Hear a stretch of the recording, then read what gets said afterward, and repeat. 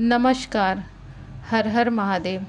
भगवान भोलेनाथ की कृपा हमेशा आप सब पे बनी रहे। आप और आपका परिवार हमेशा खुश रहे और अपने जीवन में तरक्की करते रहें। आज हम जानेंगे भगवान शिव को क्यों प्रिय है सावन का माह।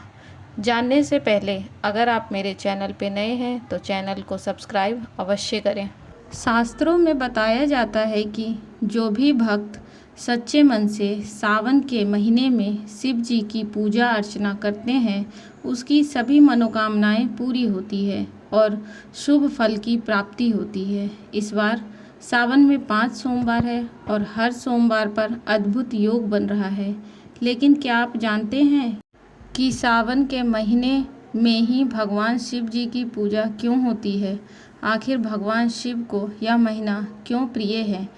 आइए जानते हैं इसके पीछे के रहस्य के बारे में। माता सती ने भगवान शिव को हर जन्म में पति रूप में पाने का प्रण किया था। उन्होंने अपने पिता राजा दक्ष के घर योग शक्ति से अपने शरीर का त्याग कर दिया था। इसके बाद उन्होंने हिमालय राज के घर पार्वती के रूप में जन्म लिया था। माता पार्वती ने सावन के महीने में भगवान शिव जी को पति के रूप में पाने के लिए कठोर तपस्या की थी और उनसे विवाह किया। इसलिए भगवान शिव को सावन का महीना विशेष प्रिय है। सावन दक्षिणायन में आता है जिसके देवता शिव हैं, इसलिए इस दिनों उन्हीं की आराधना शुभ फलदायक होता है। सावन के दौरान बारिश का मौसम होता है। पुराणों के मुताबिक शिव जी को चढ़ने वाले फूल पत्ते बारिश में ही आते हैं, इसलिए सावन में शिव जी की पूजा की परंपरा बनी। स्कंद पुराण में भगवान शिव ने संत कुमार को सावन महीने के बारे में बताया कि मुझे श्रावण बहुत प्रिय है। इस महीने की हर तिथि, व्रत और हर दिन पर्व होता है, इसलिए इस महीने नियम संयम से रहते हुए पूजा करने से शक्ति और पुण्य बढ़ते हैं। देवी सती ने ही पार्वती के रूप में दूसरा जन्म लिया था। इस जन्म में भी शिव को पति के रूप में पाने के लिए वे कठिन तप कर रही थी। शिव ने पहले सप्त ऋषियों को परीक्षा के लिए भेजा। सप्त ऋषियों ने पार्वती के पास पहुंचकर शिव जी की बहुत बुराई की, उनके दोष गिनाए, लेकिन पार्वती अपने संकल्प पर अडिग रही। इसके बाद महादेव खुद आए। उन्होंने पार्वती जी को वरदान दिया और अंतर्धान हो गए।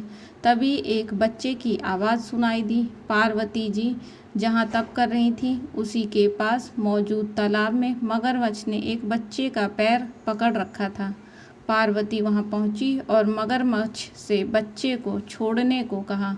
मगरमच्छ ने अपना नियम बताते हुए इनकार किया कि दिन के छठे पहर में जो मिलता है उसे आहार बना लेता हूँ। इस पर पार्वती ने पूछा, इसे छोड़ने के बदले क्या चाहोगे? मगरमच्छ ने कहा, अपने तप का फल मुझे दे दोगी तो बालक को छोड़ दूंगा।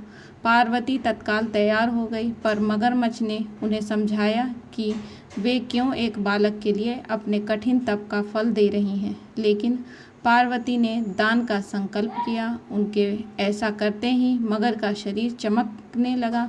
अचानक बच्चा और मगर दोनों गायब हो गए और उनकी जगह शिव जी प्रकट हो गए। उन्होंने बताया कि वो परीक्षा ले रहे थे। चूँकि पार्वती जी ने अपने तप का फल शिव को ही दिया था, इसलिए उन्हें दोबारा तप करने की ज़रूरत नहीं रही। हिंदू धर्म में सावन के महीने को महादेव का सबसे प्रिय महीना माना जाता है। इस पूरे माह में शिव जी की विधि विधान से पूजा की जाती है। धार्मिक मान्यता है कि इस माह में देवों के देव महादेव की विधि विधान से पूजा अर्चना करनी चाहिए। इससे भोले शंकर प्रसन्न होते हैं और अपने भक्तों के जीवन के सभी कष्टों को हर लेते हैं।